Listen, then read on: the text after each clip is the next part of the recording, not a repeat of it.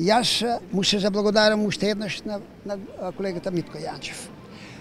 Мислам дека треба да си, тој е успешен бизнисмен и да му се посвети на бизнисот. Ако мене ме прашаше, можда јас сосема друго ќе му го посоветував и јас влегов во политиката со бизнис. Во тоа време беше тоа добар бизнис, не оваков голем како неговиот. Меѓутоа, тешко е на две лубеници под една мишка или на две столчиња да се седи. Да се посветиш и на бизнисот, а да се посветиш и на општината.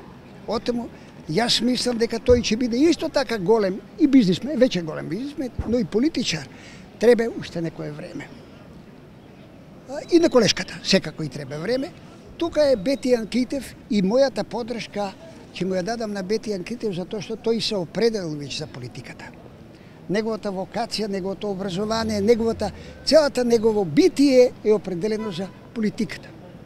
И кога размислува нели, да од парламентот да дојде во општината, сигурно имал големи причини зошто сака да се врати овдека во општина Кавадарци и да помогне да ја се уредиме општината на поинаков начин.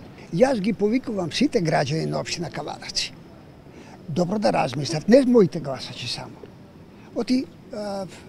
Тие се исто така граѓани на оваа општина. Јас ги повикувам сите граѓани на општина Кавадарци добро да размислиме, да го избериме правилниот пат, да ги прифатиме промените, да не правиме непотребни отпори, затоа што тоа е веќе видливо, тоа е процес кој е кинисан, затоа имаме поддршка од меѓународните фактори, од европските фактори и така натаму, од нашите пријатели, према тоа треба да се држиме за тој пат и ете тоа е причината зашто јас го поддржав Бети Анкитев.